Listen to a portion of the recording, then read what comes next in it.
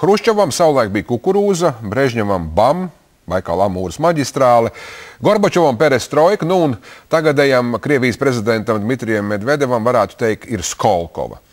Un jo tuvāk nāk vēlēšanas, jo biežāk šis vārds Krievijā tiek, prezidenta vēlēšanas Krievijā, jo tad arī biežāk šis vārds Skolkova tiek piesaukts. Kas ir Skolkova? Pēc būtības neliels ciematiņš, netālu no Maskavas, kādi pārsimts iedzīvotāji, taču beidzamajā laikā tur notiek ļoti liela rosība, un tā ir vieta, kurā Krievijas vadība ir iecerējusi izveidot ļoti progresīvu, attīstītu zinātnes un tehnoloģijas progresa triumfa vietu centru, kurā tagad arī visi saules stari koncentrēsies kā lēcā vienkopu. Un tas tiek saistīts vairāk vai mazāk ar tieši Dmitrija Medvedeva vārdu.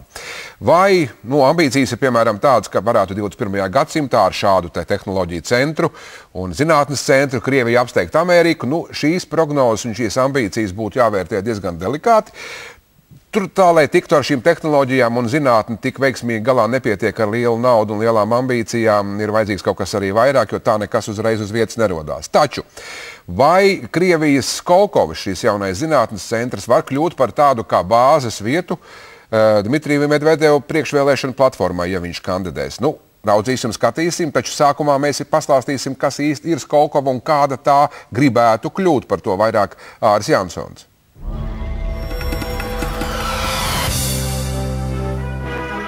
Pēc līdzības ar padomju laiku skaitām pantiņu par Ļeņinu un partiju, šodien Kremlī acīm redzot vēlētos sagaidīt citu līdzību. Mēs sakām Skolkova, domājam Medvedevs, sakām Medvedevs, domājam Skolkova. Visdrīzāk Krievijas prezidents neiebilstu pret šādu līdzpilsoņu un līdzjutēju domu gājienu. Tiesa gan, pašlaik uz to nepavisam neklājas cerēt, kaut vai tādēļ, ka ne visi zina, kas notiek Skolkovā. Pēc aptaujām lietas kursā ir tikai 40% krievzemnieku. Sakot īsi, Piemaskavas Skolkovas 400 hektāru izraudzīti par jaunās Krievijas zīmolu, perspektīvu, novatorisku zinātnes pētījumu, eksperimentu un tehnoloģiju centru, kurā koncentrēti resursi un smadzenes, un kuram globālā mērogā jāsimbolizē lielvalsts un tās galvu reibinošs progress. Vieta, kur fantāzijai cilvēka domas lidojumam jāpārtop īstenībā. Ja ne gluži Kampanellas saules pilsēta, tad vismaz Kirilicā rakstoša Amerikas augsto tehnoloģiju centra Silīcija ielas kopija. Dmitrijs Medvedevs, kurš teica, ka pēc darba Kremlī esot gatavs strādāt par pasniedzēju šajā brīnumu salā, aicina domu biedrus, tā teikt, lauzīt galvas dotajā virzienā un arī padarīt Skolkovu daudz atpazīstamāku.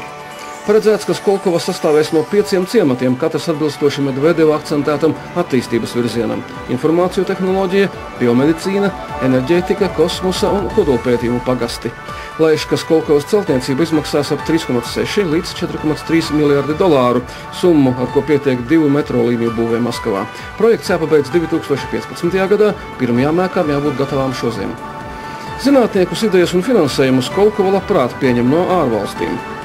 Galu galā, savulaik pat Krievu atombumba lielā mērā tappa no aizgūtiem svežzemnieku atklājumiem un tika pilnīgota kaut par procenta simtdaļu pateicoties arī pārangliskotajai latvietai Melitai Norvudai, dzimušai Zirnis.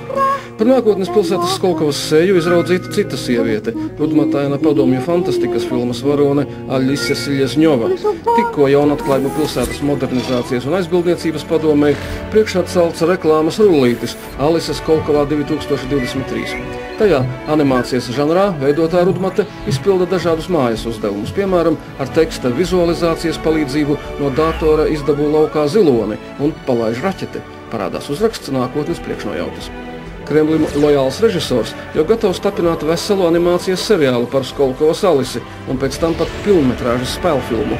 Multfilmu seriāls būšot gatavs nākamgad, bet ar reālo Skolkovu ieskrietni grūtāk. Pat Pēteris I Pēterburgu neuzcēla vienā dienā. Dmitrijam Medvedevam Skolkova tāpat nepadosies īsā laikā. Bet panākums tuvojoties prezidenta vēlēšanām viņam nepieciešams. Nevelti Medvedevs pats ķērās klāt sava gara bērna atpazīstamības sekmēšanai, un Skolkovā sarīkoja tiešraides tikšanos ar žurnālistiem. Bet īstas zinātnes brīnumpilsētas tapšanai ar runām ir par maz. Nepieciešami gaiši prāti, spožas idejas un milzu nauda.